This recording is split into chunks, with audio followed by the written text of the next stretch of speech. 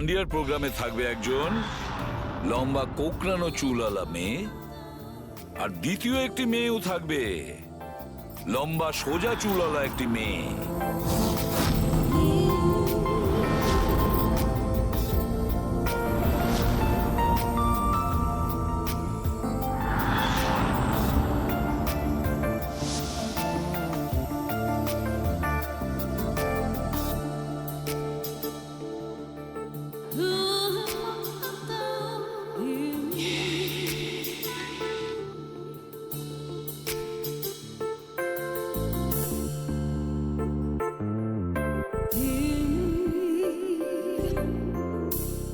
এখন এই নকল চুলের এক্সটেনশন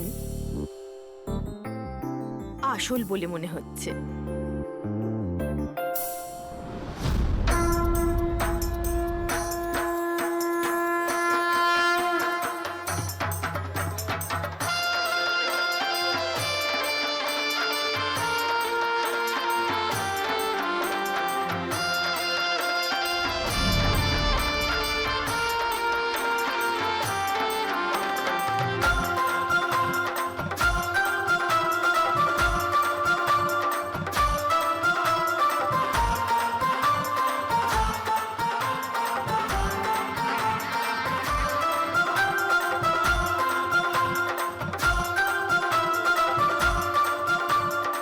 অভিজিৎ, সবকিছু ঠিক আছে?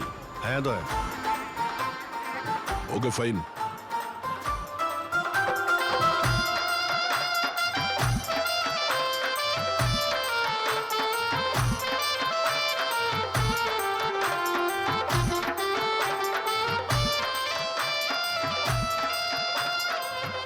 High ma'am. হাই। ওয়াও, আপনি তো খুব সুন্দরী। আপনার মেকআপ খুব সুন্দর হয়েছে। স্পেশালি আপনার কার্লি হেয়ার খুব সুন্দর লাগছে। Thank you. You welcome.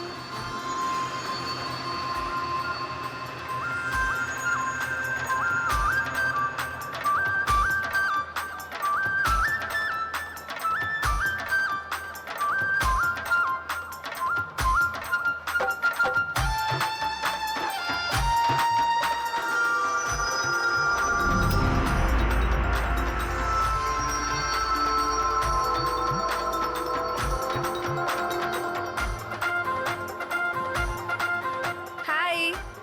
High. আপনার ড্রেসটা খুব সুন্দর। Thank you. তোমার ড্রেসটাও খুব সুন্দর। Oh, thank you. তবে আপনার চুলটা খুব সুন্দর। স্ট্রেট করিয়েছেন নাকি ন্যাচারালি এরকম? প্রকৃতির দান এটা। ও,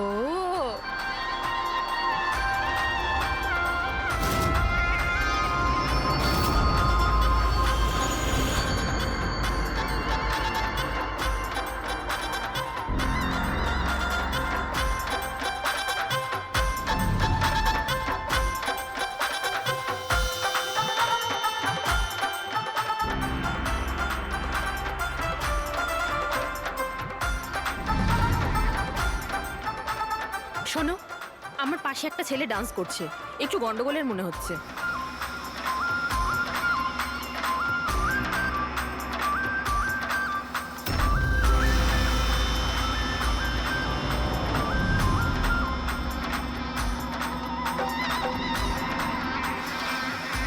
হ্যাঁ সারিকা, কোথায় ও? আমার পাশেই ছিল। এখানে ছিল, তাহলে গেল কোথায়?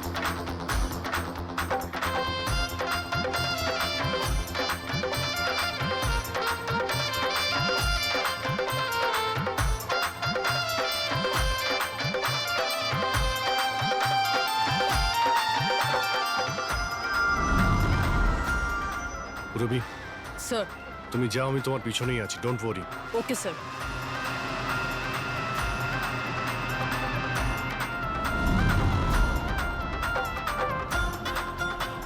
হ্যাঁ অভিজিৎ, আমি রবির পিছনে যাচ্ছি, তুমি সারিকার পিছনে থেকো। ওকে, আমি সারিকার পেছনে যাচ্ছি। ওকে।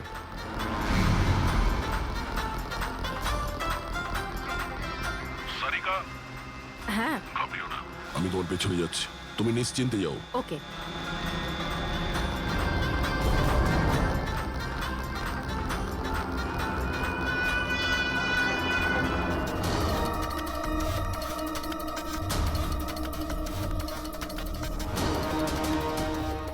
ওফো, এখানে তো কোনো অটো বা ট্যাক্সি কিছুই পাচ্ছি না। মনে হচ্ছে বাড়ি পায়ে হেঁটেই যেতে হবে।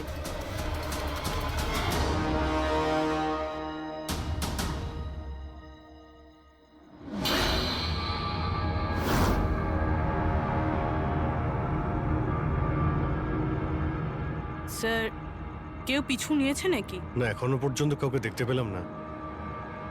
তুমি এগিয়ে যাও, যদি কেউ তোমায় ফলো করে।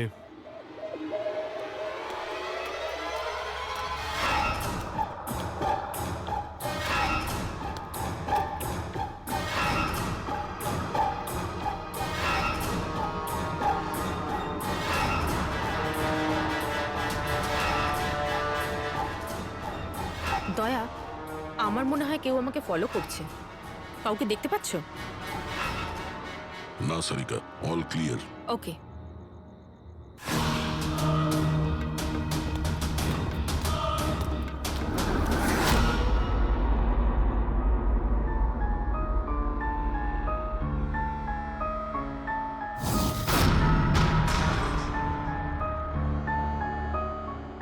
স্যার, সব ঠিক আছে? স্যার হয়তো আজকে অ্যাটাকার ডান্ডিয়া খেলতে আসেইনি, নয়তো স্যার অন্য মেয়ের পিছনে গিয়েছে। দেখা যাক, আর একটু অপেক্ষা করি।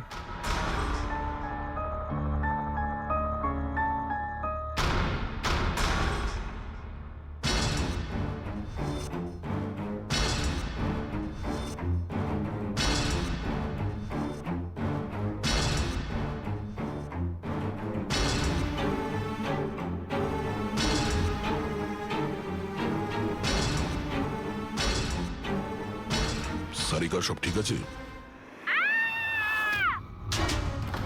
সারিকা, কি হলো? মনে হচ্ছে সারিকার উপর অ্যাটাক হয়েছে। সারিকার উপরে অ্যাটাক হয়েছে পুরবি, আমি ওখানে যাচ্ছি। স্যার, আমিও আসছি। আয়!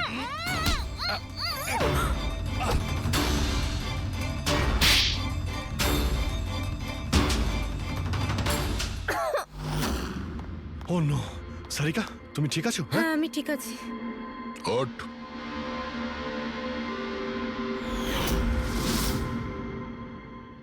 আরে, এ তো ওই ছেলেটা যে ওখানে ছিল।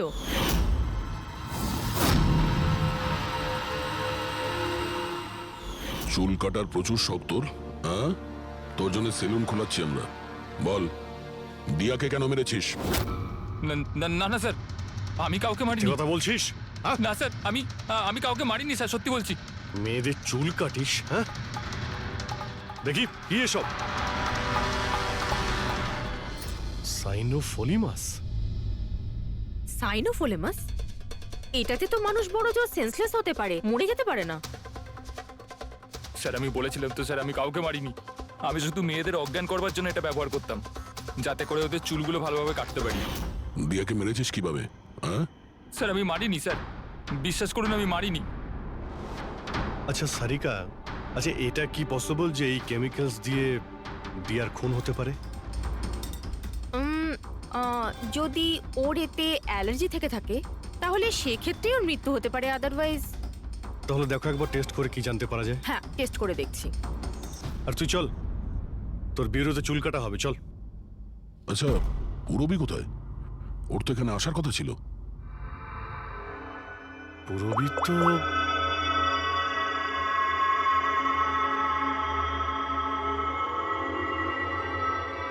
ও তো ফোন তুলছে না। পুরবি ল্যান্ডলাইনে ট্রাই করো।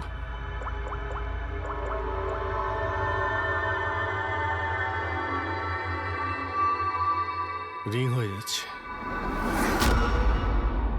পুরবি, পুরবি,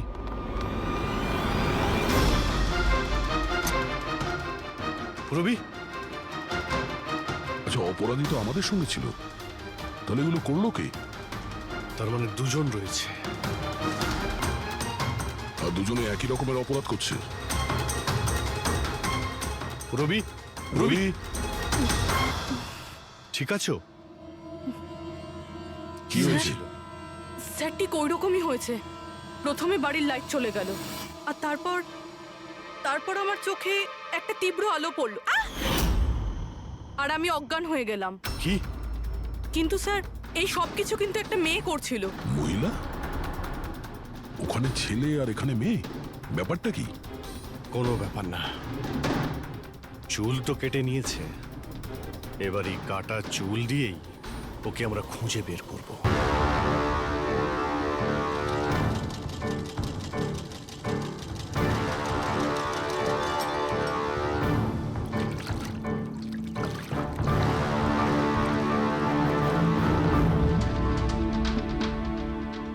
দেখুন সুমন ম্যাডাম, আপনি একটু বেশি ডিমান্ড করছেন। দেখুন গগন বাবু, আপনি যে কাজটা দিয়েছেন না সেটা খুব সোজা নয়, খুবই বিপজ্জনক। আপনাকে আমাদের টাকা বাড়াতেই হবে। ঠিক আছে, আমার উপর ভরসা রাখুন, আমি পরে বাড়িয়ে দেবো। পরে নয়, এখনই বাড়ান।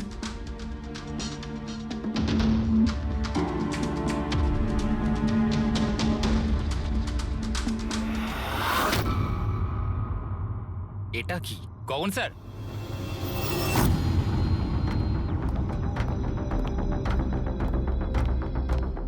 এই দেখুন, চুলের ভেতর কি অদ্ভুত একটা উকুন।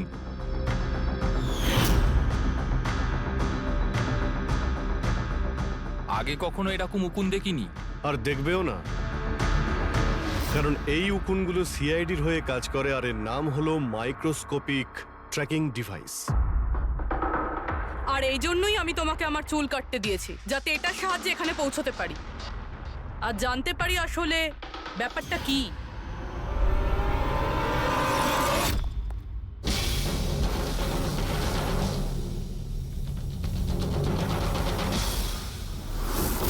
স্যার, আমার কোনো দোষ নেই। আমি গগন বাবুর থেকে টাকা পেয়েছিলাম এসব করার জন্য। গগনবাবু টাকা দেবে, আর যদি বলে কুঁয়োতে লাভ দিতে তো তুমি দিয়ে দেবে? এখন বলো, কেন করিয়েছো তুমি এসব? আমি যে কথাগুলো বলবো সেটা একটু আশ্চর্যজনক আপনার নিশ্চয়ই লাগবে, কিন্তু এটা সত্যি যে আমাদের ব্যবসায় মানুষের চুলের দাম সোনার দামের থেকে কম নয়। কোটি কোটি টাকা রোজগার হয় এখান থেকে।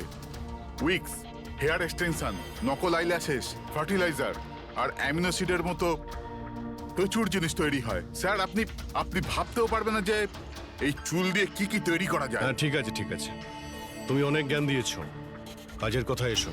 এসব কেন করছিলে? এই পুরো শহরে এই একটাই ফ্যাক্টরি আছে যে হেয়ার প্রসেসিং এর কাজ করে। সবকিছুই ঠিকঠাক চলছিল, কিন্তু হঠাৎ এই মানুষের চুলের সাপ্লাই কমে গেল। এই শহরের মেয়েদের মনে হঠাৎ করে এই ধারণাটা কি করে চলে এলো যে চুল বড় করতে হবে, আর সবাই চুল বড় করতে লাগলো। এই সময় আমি ভাবলাম যে কিছু একটা এরকম প্ল্যান করতে হবে যাতে এই মেয়েরা নিজে থেকেই চলে আসবে নিজেদের লম্বা চুল ছোট করবার জন্য। তাই তুমি ভাবলে যে এমন একটা ভয় তৈরি করা যাক শহরে, যাতে মেয়েরা ভয় পেয়ে গিয়ে নিজেই নিজেদের চুল কেটে ফেলে, হ্যাঁ? আর তোমার জন্য লাভই লাভ। হ্যাঁ, আর সেই জন্যই এই কাজের জন্য আমি দুজন লোককে রেখেছিলাম, সুমন আর রাজু। স্যার, আমরা দুজন ডান্ডিয়াতে গিয়ে লম্বা চুলওয়ালা মেয়েদের খুঁজি। আমি স্ট্রেট চুলওয়ালা মেয়েদের, আরও কার্লি চুলওয়ালা মেয়েদের। আমরা ওদের পিছু নিয়ে ওদের বাড়ি অবধি যাই। 800 লুমিনের জোরালো আলোর ফ্ল্যাশ লাইট ওদের চোখে আমরা ফেলি। তারপরে আমরা কেমিক্যাল দিয়ে ওদের অজ্ঞান করি, ওদের চুল কাটি, তারপর আমরা ওখান থেকে পালিয়ে যাই।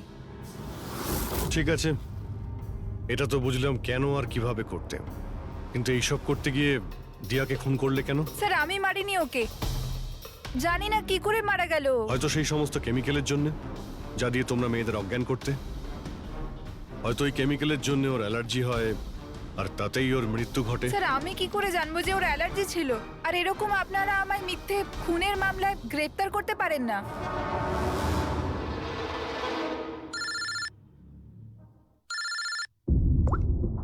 হ্যাঁ, ডক্টর সালুকে। অভিজিৎ, আমি ওই মেয়েটার বডিটা টেস্ট করেছিলাম। ভাই, ওর তো জেলোফলিমাস নামের কেমিক্যালের কোনো অ্যালার্জি নেই। অভিজিৎ, দিয়ার মৃত্যু হয়েছে গলা টেপার কারণে। আরো একটা কথা, আমি ওর ফুসফুসের মধ্যে একটা ফাইবারের টুকরো পেয়েছি, কোনো কাপড়ের ফাইবার। তার মানে এটা পরিষ্কার যে কেউ কোনো কাপড় দিয়ে অথবা কোনো বালিশ দিয়ে ওর মুখটা চেপে ধরেছিল, সেই কারণে ওর নিঃশ্বাস বন্ধ হয়ে গেছে আর মারা গেছে। তার মানে দিয়ার চুল কাটার পরে আর আমাদের পৌঁছানোর আগে অন্য কেউ নিশ্চয়ই ছিল দিয়াদের বাড়িতে, যে দিয়ার মুখটা বালিশ দিয়ে চেপে ধরেছিল আর দিয়া মারা যায়। মানে খুনির এই চুল কাটার সঙ্গে কোনো সম্পর্কই নেই? হ্যাঁ পঙ্কজ, এই খুনি অন্য কেউ, অন্য কেউ। খুনি ওদের দুজনের মধ্যেই কেউ একজন, ওদের দুজনের মধ্যে, যাদের দিয়া SOS মেসেজ পাঠিয়েছিল। সমর, তোমার মোবাইল ফোনটা সাইলেন্ট মুডে ছিল, এই জন্য দিয়ার পাঠানো SOS মেসেজ তুমি দেখতে পাওনি। হ্যাঁ স্যার। আর নবীন, তোমার ফোনের ব্যাটারি চলে গেছিল, তাই তো? Right sir. মিথ্যে। স্যার আমরা মিথ্যে কথা কেন বলবো স্যার? তাহলে কি মোবাইল কোম্পানি মিথ্যে কথা বলছে? হ্যাঁ, এটা ওদেরই রিপোর্ট। এই রেকর্ড অনুযায়ী পরিষ্কার বোঝা যাচ্ছে যে তোমরা দুজন তোমাদের বাড়িতে ছিলে না। স্যার আমি আমার বাড়িতেই ছিলাম স্যার। আবার মিথ্যে, মিথ্যে বলছো তুমি। তুমি রাধিকার বাড়িতে ছিলে, রাধিকার বাড়িতে। রাধিকা? স্যার আমি কোনো রাধিকাকে চিনি সেই না। রাধিকা তোমার দ্বিতীয় গার্লফ্রেন্ড, যার জন্য তুমি দিয়ার সঙ্গে ব্রেকআপ করতে চাইছিলে। ওহো, আমরা কি করে জানতে পারলাম? সেটা আসলে এই ডায়েরির জন্য, দিয়ার পার্সোনাল ডায়েরি। চিনতে পারলে? এর মধ্যে ওর সব কথা লেখা রয়েছে। তোমায় খুব ভালোবাসতো, তাই না? অতটাই ভালোবাসতো যতটা নবীন ভালোবাসতো দিয়াকে। কি? নবীন তুই দিয়াকে ভালোবাসতিস? হ্যাঁ, এত ভালোবাসতো যে সবসময় দিয়ার সিকিউরিটির কথা চিন্তা করতো, আর সেই কারণেই ও ওকে এই পেন্ডেন্ট এনে দিয়েছিল। আর SOS মেসেজ পাওয়ার পরে ও খুব তাড়াতাড়ি ওর বাড়িতে পৌঁছেছিল। তো নবীন সেই রাতে কি হয়েছিল সেটা তুমি বলবে নাকি আমরা বলবো? স্যার ওই রাতে দিয়া দিয়া দিয়া দিয়া ওঠো, দিয়া জল, দিয়া দিয়া দিয়া ওঠো, দিয়া দিয়া তুমি তুমি তুমি ঠিক আছো? দিয়া, এসব কে করেছে? তোমাকে কে বেঁধেছে? সমর কোথায়? কি বললে তুমি? সমর কোথায়? আমি আমার সব কাজ ছেড়ে তোমার কাছে ছুটে চলে এলাম, আর তুমি এখন বলছো সমর কোথায়? SOS মেসেজ তো ও পেয়েছে, তাহলে ও সাহায্য করতে কেন এলো না যখন তোমার ওকে সব থেকে বেশি প্রয়োজন? দিয়া শোনো, যদি এই দুনিয়ার সব থেকে বেশি কেউ তোমায় ভালোবাসে, তবে শুধু সেটা আমি, আর কেউ নয়, সমরও নয়। নবীন, আমি তোমার ভাবনাকে সম্মান করি, কিন্তু আমি তোমাকে ভালোবাসি না। প্লিজ এইসব ছাড়ো, আর প্রথমে আমাকে খোলো আর পুলিশকে ডাকো। মনে হচ্ছে কেউ আমার চুল কেটে দিয়েছে। কেটে যাওয়া চুল তো আর ফেরত পাবে না, কিন্তু ভেঙে যাওয়া হৃদয় দ্বিতীয়বার আর জুটতে পারে না। নবীন, নবীন কোথায় যাচ্ছো? নবীন, কি করছো নবীন? নবীন, নবীন! যদি আমি দিয়াকে এত না ভালোবাসতাম, তাহলে আমি হয়তো ওর প্রাণও নিতাম না। ভালোবাসা, যাকে তুমি ভালোবাসা বলছো সেটা ভালোবাসা নয়, স্বার্থপরতা। যদি তুমি দিয়াকে সত্যিই ভালোবাসতে, তাহলে ওর খুশিটাকেই তুমি নিজের খুশি মনে করে নিতে, কিন্তু না, তুমি শুধুমাত্র ওকে পেতে চেয়েছিলে, ব্যাস। নিজের ভালোবাসা বাঁচাতে সবাই নিজের প্রাণ পর্যন্ত দিয়ে দেয়। ভালোবাসার গলা টেপে না, ভালোবাসার মিথ্যে নাটকে তোমাকে খুনি তৈরি করেছে। নিজেরই ভালোবাসাকে তুমি খুন করে দিয়েছো, মেরে ফেলেছো দিয়াকে। তোমার হয়তো ফাঁসিই হবে।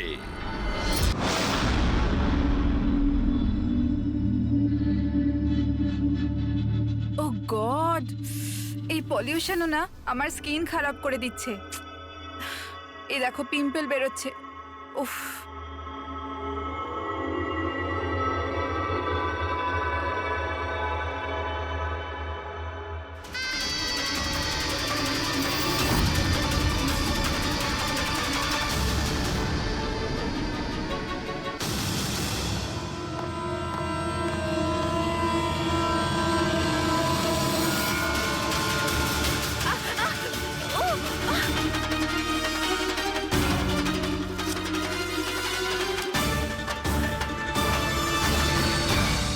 স্যার, প্রথমে তো আপনাকে ধন্যবাদ জানাই যে আপনি আমাদের ডকুমেন্টারিতে অংশগ্রহণ করতে রাজি হয়েছেন।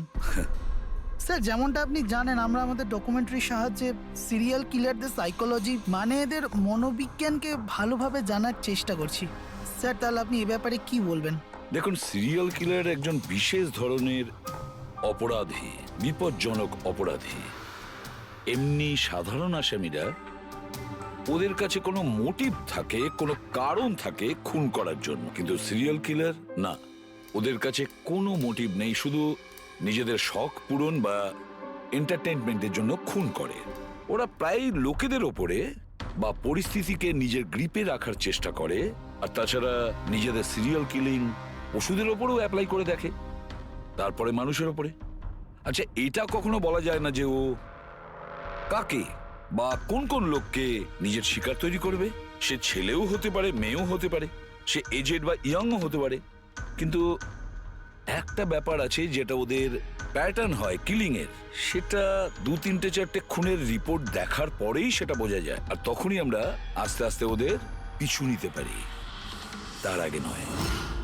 অনেক ক্ষেত্রে তো এরা কয়েক মাস ধরে নিজের শিকারের ওপর নজর রাখে, আর যখনই সুযোগ পায় ঝাঁপিয়ে পড়ে আর মেরে ফেলে।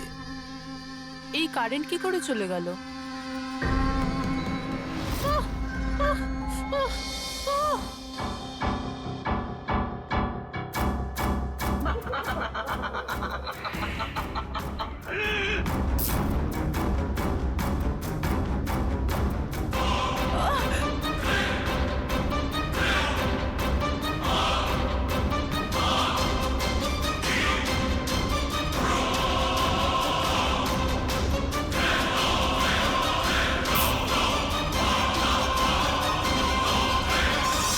ওহ গড, এই কারেন্টটা এখনই যাওয়ার ছিল।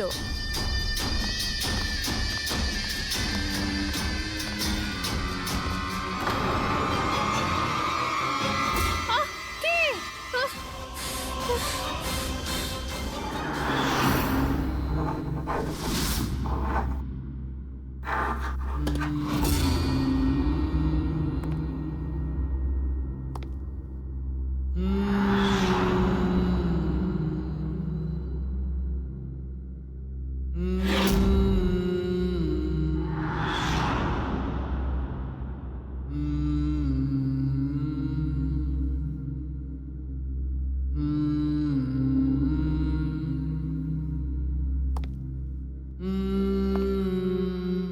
অনেকবার দেখা গেছে খুনিরা ভিকটিমের জিনিসও সঙ্গে নিয়ে গেছে।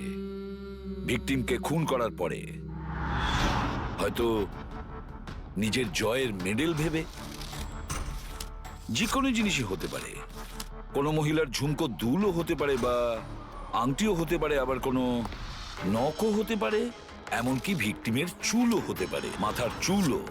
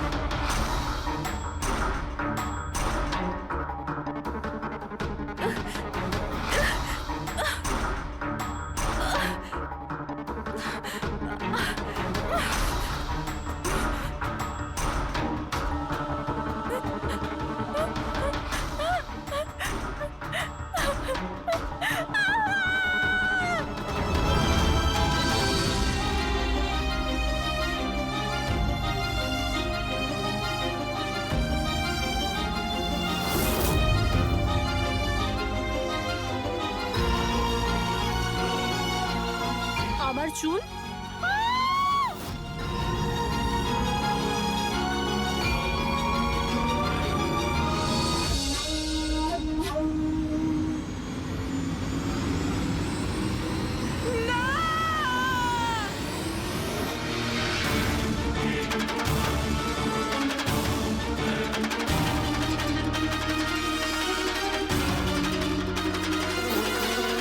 সিরিয়াল কিলার্স এরা সবসময় একা থাকতে পছন্দ করে, ওদের কোনো বন্ধু হয় না। তাই অন্যদেরকে, এমন লোকেদেরকে এড়িয়ে চলতে হবে যাদের হাব ভাব বা চাল চলনে একটু অন্যরকম কিছু অদ্ভুত ধরনের আচরণ দেখা যায়, তা সত্ত্বেও ব্যাপারটা হলো সিরিয়াল কিলার থেকে বাঁচতে হলে আমাদেরকে সাবধানে থাকতে হবে। সত্যি সাবধানতার প্রয়োজন। Hello, ACP Padmaman here. কোথায়? ঠিক আছে, আমরা এখনই পৌঁছচ্ছি। Okay, thank you. সরি, যেতেই হবে। No problem sir. স্যার কিন্তু থ্যাংক ইউ, আপনি আপনার মূল্যবান সময় আমাদের দিয়েছেন। Wish you all the best for your thank documentary. You sir, thank you very much. আবার দেখা হবে। ওকে, একদম sir. Thank you very much. Bye by.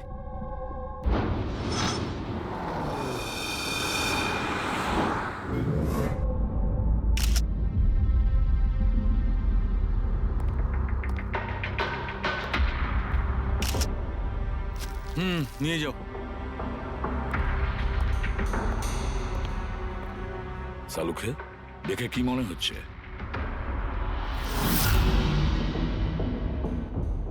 বস, মৃত্যুর কারণ এখনো কিছু বুঝতে পারছি না। ল্যাবে নিয়ে গিয়ে দেখছি। আর ডক্টর, এই চিহ্ন? হ্যাঁ দয়া, এই যে চেয়ারে বাঁধা ছিল দড়ি দিয়ে, তারই চিহ্ন এটা। বস, আমি যাচ্ছি, ল্যাবে গিয়ে চেক করছি। স্যার, দিয়া এই পেন্ডেন্টটা পড়েছিল। কোনো বিশেষ লোকের কি এটা? স্যার, এই পেন্ডেন্টে জিপিএস বেস সেফটি অ্যালার্ম আছে। এই পেন্ডেন্ট পরে থাকা ব্যক্তি যদি কোনো বিপদে পড়ে, এই পেন্ডেন্টটা দুবার প্রেস করলে পেন্ডেন্ট পরে থাকা ব্যক্তির ইমার্জেন্সি লিস্টে যে কটা নাম্বার থাকবে তাদের কাছে একটা এসওএস মেসেজ যাবে যে এই ব্যক্তি বিপদে আছে। আচ্ছা, কাল রাত্রে এই পেন্ডেন্টটা দুবার টিপেছিল। হ্যাঁ স্যার, কটার সময়? প্রায় 12:30টার সময়। আর ওর এই এসওএস মেসেজ ওটা কার কাছে গেছে? স্যার, ওই দুজনের কাছে। এদিকে এসো। কি নাম তোমাদের? সমর। সমর। নবীন। নবীন। কি সম্পর্ক ছিল দিয়ার সাথে তোমাদের? স্যার, আমার গার্লফ্রেন্ড ছিল। স্যার, আমার কলেজের বন্ধু। যখন দিয়া তোমাদের এসওএস মেসেজ করলো তখন তোমরা কিছু করনি কেন? হ্যাঁ স্যার, এটার জন্য আমারও আফসোস হচ্ছে যে আমি ফোনটা সাইলেন্ট কেন রেখেছিলাম। যদি আমি ফোনটা সাইলেন্ট না রাখতাম, স্যার, আজ দিয়া বেঁচে থাকতো। ফোন সাইলেন্ট ছিল। আর তোমার নবীন, তোমার ফোনটাও সাইলেন্ট মোডে ছিল? না স্যার, স্যার আমি শুয়ে পড়েছিলাম আর আমি বুঝতেই পারিনি কখন আমার ফোনের ব্যাটারি ডেড হয়ে গেছিল। আশেপাশের ঘটনা থেকে আমি ওকে এই পেন্ডেন্টটা এনে দিয়েছিলাম, কিন্তু লাভ কি হলো যখন এটা কোনো কাজেই এলো না।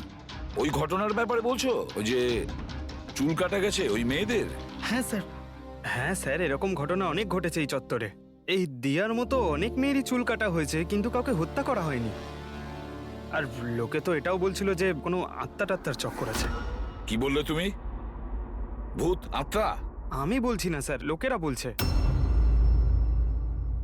স্যার, এই এলাকার সব মেয়েরা বেশ আতঙ্কিত রয়েছে।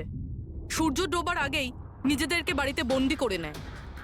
কিছু মেয়েরা তো নিজেরাই নিজেদের চুল কেটে ফেলেছে, আর অনেকে সাধু আর জ্যোতিষীদের কাছে যাওয়া শুরু করেছে। তারা মনে করছে এই সাধুদের আশীর্বাদে এই সমস্ত অলৌকিক শক্তির হাত থেকে রক্ষা পাবে। এটা কোনো অশুভ শক্তির কাজই নয়, এটা কোনো মানুষই করেছে। মানুষই করেছে এটা। স্যার, হ্যাঁ ইন্সপেক্টর সুশীল এই কেসটারই তদন্ত করছেন। হ্যাঁ, সুশীল বাবু বলুন। স্যার, কিছু বুঝতে পারছি না। এ প্রচুর মেয়ের চুল কেটেছে, কিন্তু মেরেছে শুধু একজনকেই। শুধু একটা মেয়েকেই মেরেছে? হ্যাঁ, কি বলতে চাইছেন আপনি? আরো মেয়েদের মারা উচিত ছিল? আমাদের লজ্জা করা উচিত। আমাদের থাকা সত্ত্বেও একটা মেয়ের জীবন চলে গেছে। যত তাড়াতাড়ি সম্ভব ধরতে হবে অন্য কোনো নিরীহ মেয়ের মৃত্যু হওয়ার আগেই। বুঝেছেন আপনি? স্যার। পুরো ডিটেলসটা চাই আমার, যত তাড়াতাড়ি সম্ভব। যান। স্যার। স্যার, হ্যাঁ ফেডরিক, এই নিন এই পুরো কাণ্ড কারখানার সমস্ত ফাইল। ইন্সপেক্টর সুশীল এই মাত্র পাঠিয়েছেন। কটা ফাইল পাঠিয়েছে? 8টা। দয়া, অভিজিৎ, ফাইলগুলো ভালো করে স্টাডি করো, চেক করো, দেখো। আর প্রত্যেকটা মেয়ের সাথে কথা বলে দেখো, জিজ্ঞাসা করো ওদের সাথে কি করা হয়েছে। দিয়া ছাড়া আর কোনো মেয়ের যেন প্রাণ না যায়। অদিতি, আপনি বলেছিলেন যে আপনি বিছানায় বসে লাইট অফ করেছিলেন, তারপর কি হয়েছিল? স্যার, হঠাৎ করে একটা জোরালো আলো আমার চোখে পড়লো, আর তারপরে কি হলো আমার কিচ্ছু মনে নেই। আমার শুধু ওই উজ্জ্বল আলো মনে আছে, তার বেশি আর কিচ্ছু নয়। আচ্ছা, তারপরে কি হয়েছিল? ঘরের আলো বন্ধ হয়ে যাওয়ার পর আমার চোখে একটা জোরালো আলো পড়লো, আর তারপর আমি আর কিছু দেখতে পাচ্ছিলাম না। আমার চোখ একদম ধাঁধিয়ে গেছিল। আচ্ছা, জ্ঞান ফিরে আসার পরে কি হয়েছিল? যখনই আমার চোখটা খুললো আমি দেখলাম কেউ আমার চুল কেটে নিয়েছে। আমি চেঁচালাম আর তারপর আমি পুলিশকে কল করলাম। হ্যাঁ স্যার, আমিও একটা খুব জোরালো আলো দেখেছিলাম।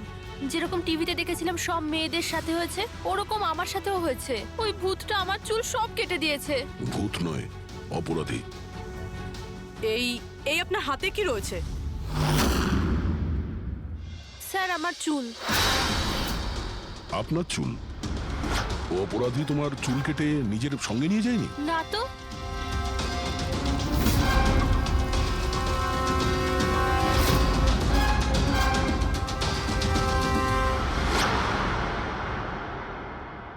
অদ্ভুত একটা ব্যাপার।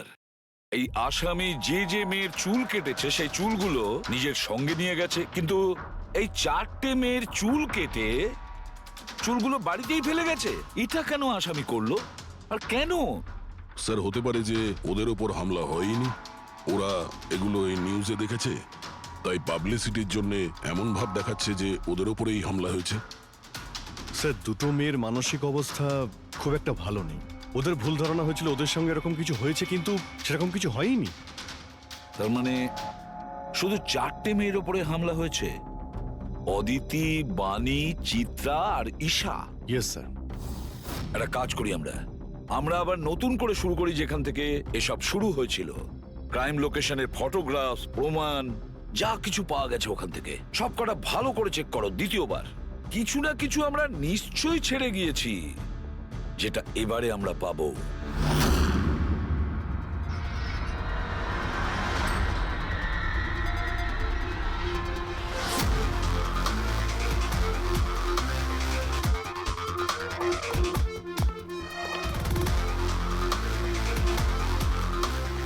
অদিতি, বাণী,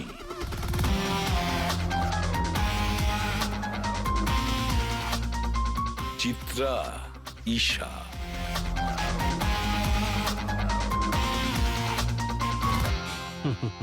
পেয়ে গেছি স্যার। হ্যাঁ স্যার, ঈশার বাড়িতে যে মোমবাতি ছিল তার মধ্যে এই ফিঙ্গারপ্রিন্টটা পেয়েছি। এটা আসামির হতে পারে স্যার। যদি এই ফিঙ্গারপ্রিন্টটা আসামির হয় তাহলে সে খুব ভুল করেছে। অভিজিৎ, আমাদের ক্রিমিনালের ডেটাবেসটা চেক করো, দেখো তো এ কোনো পুরনো পাপি কিনা।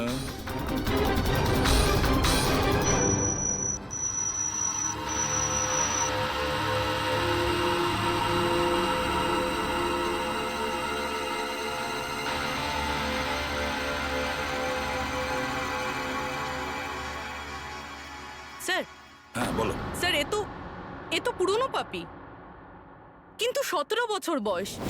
17 বছরের? হ্যাঁ স্যার, এই 17 বছরের বাচ্চাটা কুনাল। আর কয়েক মাস আগেই মদ খাওয়ার অপরাধে আন্ডারেজ ড্রিঙ্কিং এর জন্য একে গ্রেপ্তার করা হয়েছিল। মাত্র 17 বছরের ছেলে এইসব কাজ করছিল? এটা তো ওর সাথে দেখা করলেই জানা যাবে। এমনিতে তো সিরিয়াল কিলাররা অ্যাডিকশনের মধ্যেই থাকে, নেশা করে, ড্রাগস নেয়।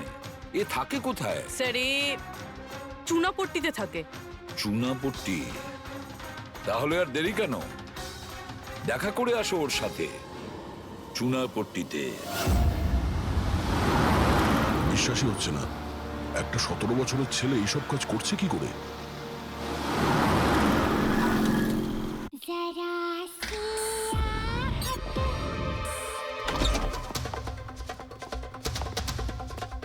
কুনাল। হ্যাঁ, আপনারা কে? সিআইডি। সিআইডি? তোমার লজ্জা করে না? পড়াশোনা করার বয়সে এইসব করছো? হ্যাঁ। কি স্যার? কে এসেছে কুনাল? আরে স্যার, আপনারা? স্যার, তুমি এখানে কি করছো? স্যার, এটা আমার মাসির বাড়ি, কিন্তু আপনারা এখানে? কুনালের সঙ্গে দেখা করতে এসেছি। কুনাল এ আমার কাজিন স্যার। কাজিন? তুই তোর কাজিনের চুল কেটেছিস? স্যার, স্যার আমি তো স্যার ঈশা দিদির সাথে একটু মজা করেছিলাম স্যার। স্যার, আমি ওই চুল কেটে দেওয়া লোকটার ব্যাপারে নিউজ পেপারে পড়েছিলাম স্যার। আমি ভাবলাম এই মজাটাও একটু ঈশা দিদির সাথে করা যাক। মা মা আমার চুল, আর মা আমার সব ও চুল চিল্লে কেটে চিল্লে দিয়েছে। সারা বাড়ি মাথায় তুললো আর পুলিশকে ফোন করে দিল স্যার। আমি ভয় পেয়ে গেছিলাম স্যার, সেই জন্য আমি ওই চুলগুলো ফেলে দিলাম স্যার, আর চুপচাপ বাড়ি থেকে বেরিয়ে গেলাম স্যার। তুই এত বাজে মজা করেছিস আমার সাথে। দিদি সরি, আমি তোকে কখনো ক্ষমা করব না, কখনো সরি নয়। সরি দিদি সরি স্যার আমি শুধু ঈশা দিদির চুল কেটেছিলাম স্যার, বাকি কোনো মেয়ের চুল কাটিনি আমি স্যার। আমরা তোমার কথা বিশ্বাস করবো কি করে? হ্যাঁ? আপনি চাইলে আমার মাকে জিজ্ঞেস করে নিন স্যার, যে দিন ওই ঘটনাগুলো ঘটেছে ওই দিন আমি বাড়িতেই ছিলাম স্যার। তোর সব জিনিসটা মজা লাগে না জানিস? যখনই ওই মুহূর্তের কথা ভাবি ভয়ে বুকটা আমার কেঁপে ওঠে। দিদি সরি দিদি তোমার সরি। ভাগ্য ভালো যে আমরা তোমাকে অ্যারেস্ট করছি না। নিজের স্বভাব পরিবর্তন করো, নাহলে ভবিষ্যতে বড় সমস্যায় পড়বে তুমি।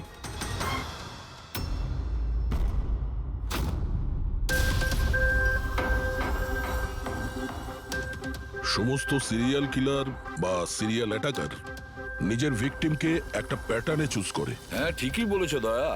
হ্যাঁ এরকমই তো হয়। তোমার মনে আছে তো দয়া ওই কেসটা, যেখানে কিলার 40 থেকে 50 বছরের মাঝে বিজনেসম্যানকে চুজ করেছিল নিজের শিকার করার জন্য?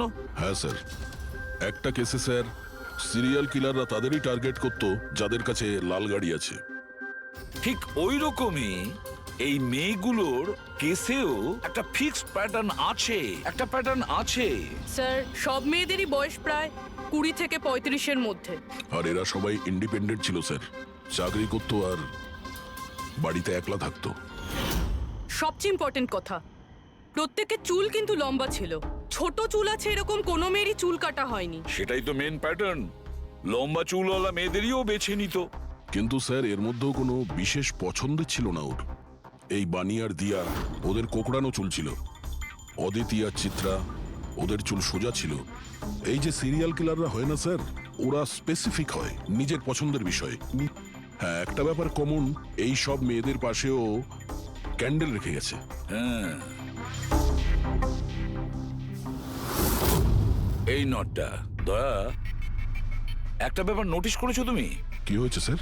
এই নটস গুলো দেখো, অদিতি আর চিত্রাকে যেভাবে বেঁধেছিল চেয়ারের উপর, নটস গুলো দেখো, এখানে এক রকমের নটস, আর দিয়া আর বাণীকে যেভাবে বেঁধেছিল এই নটস গুলো একেবারে আলাদা। দয়া, যে নটস দিয়ে দিয়া আর বাণীকে বাঁধা হয়েছিল এই নট গুলোকে বোলাইন নট বলে, বোলাইন নট যেরকম টাইয়ের হয় না, আর এই নট গুলোকে বলে ট্রিপল ব্যারেল নট।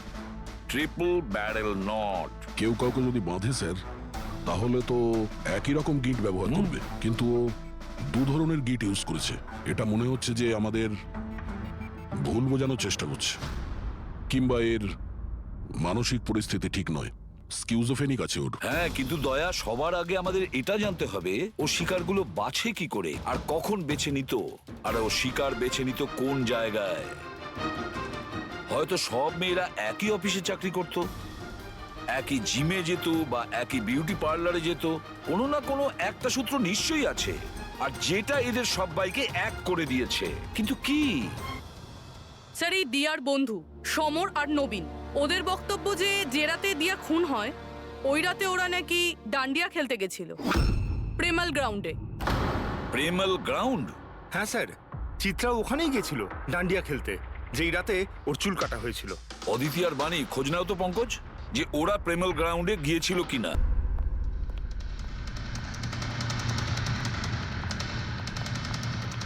হ্যাঁ বস, ওই মেয়েটির মৃত্যু গলা টেপার কারণে হয়েছে। গলা টিপে মারা হয়েছে? স্যার এই হলো তার রিপোর্ট। স্যার, হ্যাঁ স্যার আপনার সন্দেহ ঠিক ছিল স্যার। অদিতি আর বাণী সেই রাতেই ডান্ডিয়া খেলতে গেছিল যে রাতে ঘটনাটা ঘটেছিল। তার মানে হলো দয়া, আসামি প্রেমেল গ্রাউন্ডে যেত ডান্ডিয়া প্রোগ্রামে, আর কোন লম্বা চুলওয়ালা মেয়েকে ও বেছে নিত নিজের শিকারের জন্য। ওখান থেকে বেরোনোর পর ওকে ফলো করে আর সুযোগ পেয়েই কাজ হাসিল করে নেয়। তাহলে তো একে ধরা কঠিন নয় দয়া। সেটা কি করে স্যার? ফেডরিক, ইঁদুরকে ধরার জন্য তাকে লোভ দেখানো হয়, তারপরে ওকে ট্র্যাপে ধরে ফেলে, আর ব্যাস। ঠিক ওই রকমই শিকার ঠিক ঘুরে ফিরে আসবে প্রেমাল গ্রাউন্ডে ডান্ডিয়া প্রোগ্রামে। আর আমরা তার অপেক্ষা করব। কিন্তু স্যার নবরাত্রি তো শেষ হয়ে গেছে, তাহলে পরের বছরের জন্য ওয়েট করতে হবে। নবরাত্রি শেষ হয়ে গেছে তো কি হয়েছে, ডান্ডিয়ার প্রোগ্রাম আমরা নিজেরা অ্যারেঞ্জ করব, পুরো এরিয়াতে অ্যাডভার্টাইজমেন্ট করব, ব্যানার লাগাবো। আর এইবার আসামির জন্য শিকার আমরা তৈরি করব, আমরা। কিভাবে স্যার? সিম্পল ব্যাপার ফেডরিক, এবারে